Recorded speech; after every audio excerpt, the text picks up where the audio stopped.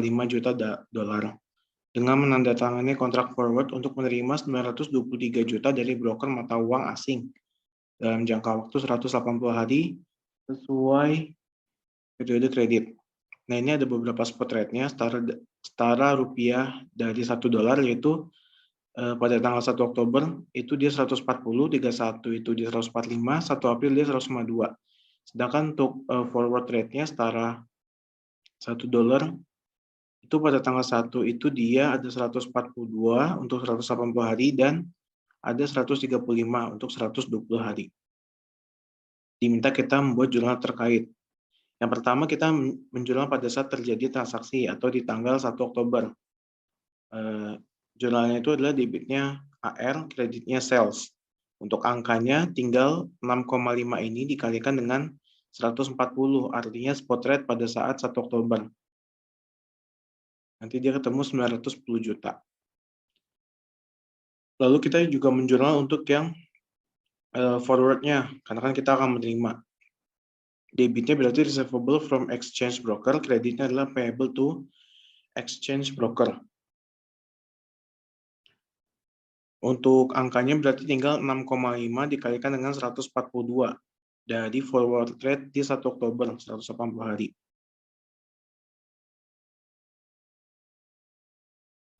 Ini salah, ini harusnya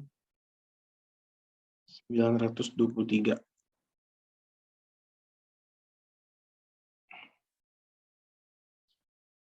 Kalau udah, nanti di akhir tahun, 31 Desember, itu kan pasti ada adjustment. Nah, ini juga perlu kita adjust, karena ada perbedaan kurs. Untuk yang pertama, jurnalnya adalah debitnya AR, kreditnya adalah FC gain. Untuk angkanya, dari 6,5 dikalikan dengan 145, spot rate pada tanggal 31 Desember, dikurangi dengan spot rate pada saat 1 Oktober, yaitu 140. Nanti dia ketemu 32.500.000. Karena AR kita naik, makanya dibilang FC gain. Nah, terus yang kedua juga kita harus menjurnal untuk brokernya ini. Jurnalnya adalah debitnya payable to exchange broker, kreditnya FC gain. Karena AP-nya turun. Itu angkanya dari 6,5 dikalikan dengan 142 pada saat 1 Oktober dikurangi dengan 135 pada saat 31 Desember. Nanti dia ketemu 45,5 juta. Nah, 2020 sekarang kita mau menerima uangnya.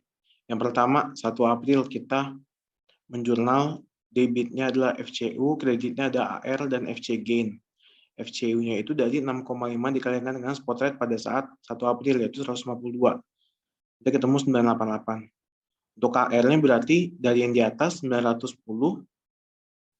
ditambah dengan AR kenaikan nih gara-gara kurs sebesar 32. Jadi 942.500. FCG-nya berarti tinggal selisihnya aja antara FCU dan AR. Yang kedua untuk broker berarti debitnya adalah payable to exchange broker. Juga ada FC loss dan kreditnya ada FCU sebesar 988, itu dari yang di atas. Payable exchange broker-nya berarti tinggal 923 dari yang di atas ini yang pas pertama dikurangi sama penurunannya 45,5. Jadi 877.500. Nah, untuk FC loss-nya tinggal selisihnya aja antara kedua ini. Dan terakhir kita jurnal penerimaan uangnya, yaitu debitnya cash, kreditnya receivable from exchange broker sebesar 923. Oke, kita lanjut ke poin C, yaitu membuat jurnal pembukuan PT Hippo. Yang pertama kita buat jurnal saat perolehan investasi. Jurnalnya itu investment in Kepa pada cash senilai 422.500.000 yang didapat dari harga perolehan yaitu 325.000 US dollar dikali rate tanggal 1 Januari yaitu 1.300.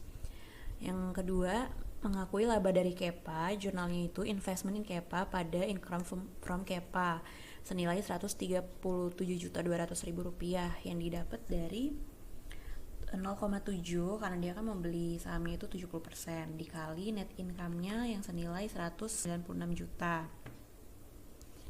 Kemudian yang ketiga, mencatat pendapatan dividen dari Kepa.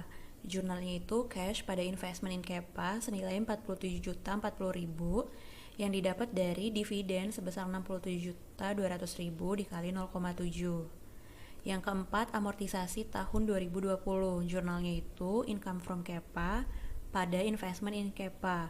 Jurnal senilai 5.880.000 yang didapat dari amortisasi tahun 2020 senilai 8.400.000 dikali 0,7. Yang kelima, mencatat penyesuaian translasi. Yang pertama, selisih harga peralatan. Jurnalnya itu investment in Kepa pada OC Translation senilai 5.400.000 dikali 0,7. Kita dapat sebesar 3.780.000. Yang kedua, selisih harga goodwill. Jurnalnya itu investment in Kepa pada OC Translation senilai 7 juta yang didapat dari 10 juta dikali 0,7. Yang ketiga, penyesuaian dari translasi laporan keuangan. Jurnalnya itu investment in Kepa pada OC Translation senilai 48.440.000 yang didapat dari 69.200 dikali 0,7. Kemudian kita menutup OC, kita masukin selisih harga peralatan, harga goodwill, dan selisih dari transaksi laporan keuangan. Selisih harga peralatan itu kan 5.400.000, harga goodwill 10 juta, selisih dari transaksi laporan keuangan 69.200. Kita jumlahin semuanya, kita dapat 84.600.000 rupiah. Kemudian kita bagi untuk induk, berarti 0,7 dikali 84.600.000 rupiah, kita dapat 59.220.000. Sedangkan untuk non controlling interestnya itu 0,3 dikali 84.600.000, kita dapat 25.380.000. Jurnalnya itu OC Translation Adjustment pada Accumulated OC Translation Adjustment senilai 59.220.000. Kemudian kita mau menghitung saldo investasi di akhir tahun. Pertama, kita masukin dulu perolehan tanggal 1 Januari senilai 422.500.000. Kemudian kita masukin penyesuaian transaksi yaitu 59.220.000. Kemudian kita masukin income from Kepa yaitu 137.200.000 dikurang 5.880.000. 5.880 itu amortisasinya, maka di sini kita dapat senilai 132.860.000. Kemudian kita kurang dengan dividen from Kepa sebesar 47.040.000. Ini juga tadi udah kita hitung, maka kita totalin semuanya, kita dapat saldo investasi tanggal 31 Desember tahun 2020 senilai 567.540.000. Kemudian untuk poin D, kita mau buat jurnal eliminasi di kertas kerja. Yang pertama kita buat eliminasi investasi awal.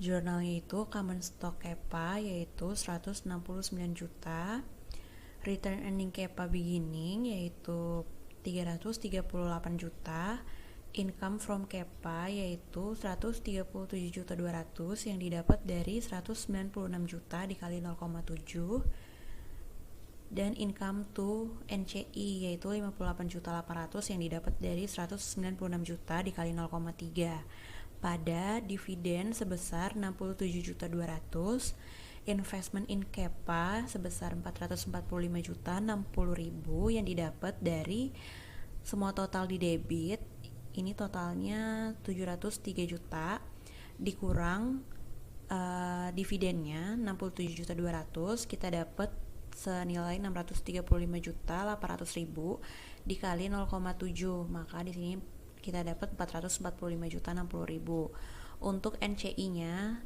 kita tinggal kaliin aja 635.800.000 dikali 0,3, maka di sini kita dapat 190.740.000. Yang kedua, eliminasi amortisasi. Jurnalnya itu depreciation expense senilai 8.400.000 pada income from Kepa yang didapat dari 8.400.000 dikali 0,7, maka kita dapat 5.880.000, dan income to NCI yaitu 8.400.000 dikali 0,3, maka di sini kita dapat senilai 2.520.000. Kemudian yang ketiga, alokasi selisih harga. Jurnalnya itu equipment senilai 44.400.000 yang didapat dari 39 juta nominal saat perolehan ditambah translation adjustment senilai 5.400.000. Maka di sini 44.400.000. Untuk goodwill-nya berarti pada saat perolehan itu 65 juta ditambah translation adjustment yaitu 10 juta. Maka di sini 75 juta. Pada accumulated depreciation senilai 8.400.000. Investment in KEPA senilai 77.700.000 yang didapat dari 44.400.000 ditambah 75 juta dikurang 8.400.000 dikali 0,7. Kemudian NCI-nya senilai 33.300.000 yang didapat dari ini sama dikali 0,3. Kemudian yang terakhir OCI.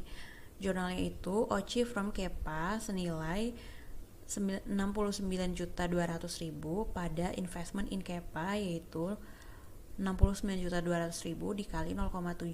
Maka di sini kita dapat 48.440.000 dan NCI yaitu 69.200.000 dikali 0,3. Maka di sini kita dapat 20.760.000.